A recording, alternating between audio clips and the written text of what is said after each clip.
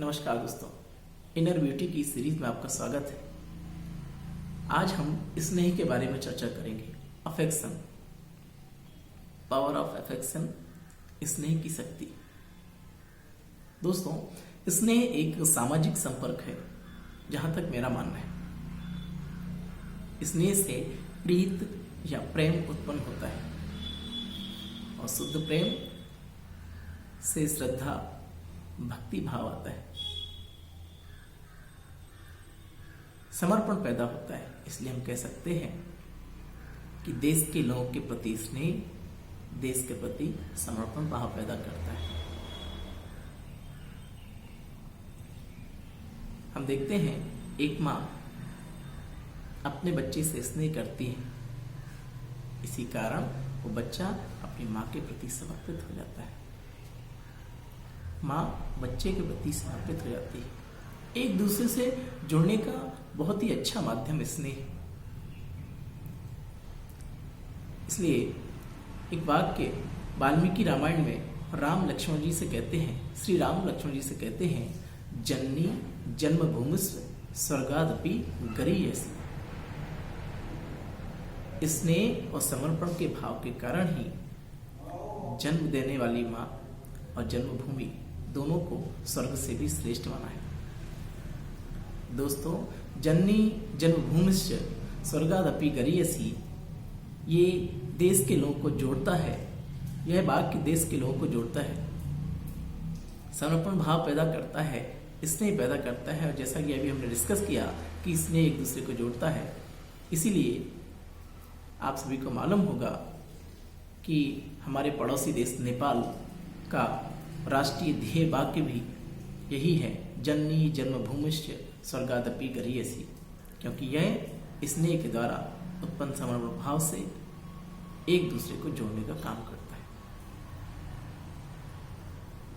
तो स्नेह, इससे एक दूसरे में लगाव उत्पन्न होता है, जुड़ता है, एक सूत्र में पूरा देश और पूरी दुनिया बन जाती है। अब बात आती है कि स्नेह पैदा कैसे हो। इस कठिन दौर में इतनी आसानी से कह देना कि स्नेह करें, लेकिन स्नेह पैदा कैसे हो। तो दोस्तों, हमने पिछली एपिसोड में देखा था कि मानवता, ह्यूमैनिटी से आपके व्यक्तित्व में सरलता आती है, सिंप्लिसिटी आती है। और जब सरलता आती है तो आपके भीतर सहनशीलता पैदा होती है।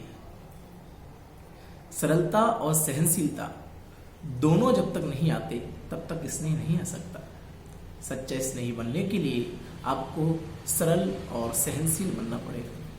इसलिए माँ का उदाहरण लिया है। एक माँ बहुत सरल होती है और सहनशील होती है। जब आप किसी के प्रति सच्चे स्नेही होते हैं तो आपके भीतर सरलता आनी जरूरी है, और सरलता के कारण ही आप अपने को किसी भी परिस्थिति में ढाल लेते हैं।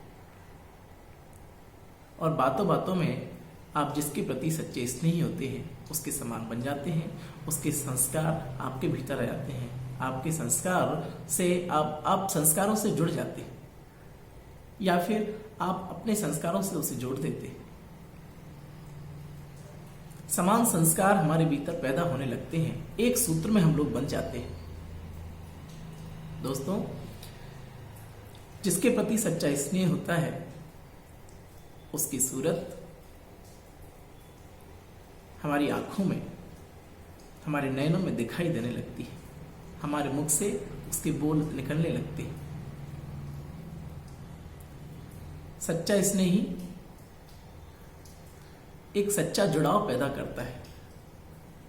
इसी कारण माँ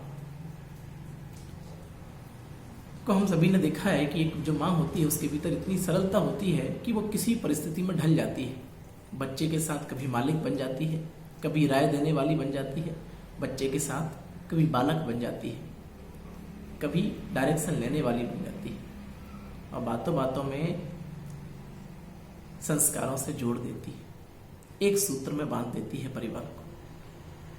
दोस्तों, देश को, दुनिया को एक सूत्र में बांधना है तो सच्चा स्नेही होना जरूरी है। एक शुद्ध स्नेह की आवश्यकता है। स्नेह सर्व सिद्धियों का आधार भी है। रामचरितमानस में लिखा भी है कि अगर आप एक सच्चे स्नेही हैं तो आप दुनिया की जो भी चीज प्राप्त करना चाहते हैं वो प्राप्त कर सकते हैं। बहुत सुंदर पंक्तियां हैं मानस जी में। जेही के जेही पर सत्य स्नेह, सो तेहि मिलही न कछु संदेह। अगर आपका किसी से जुड़ाव है, किसी से लगाव है, तो आपको वो चीज मिलेगी। तो दोस्तों, मैं चाहता हूं कि हम एक दूसरे के प्रति स्नेही रहें ताकि एक दूसरे से जुड़े रहें, पूरी दुनिया को, पूरे देश को एक सूत्र में बांधें और मानवता से संपन्न एक समाज पैदा हो, बहुत सुंदर समाज का निर्माण हो।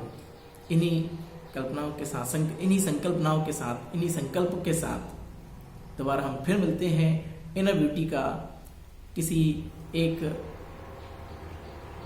अन्य टॉपिक के साथ फिर मुलाकात करते हैं। Thank you, I love you, see you, धन्यवाद, नमस्कार।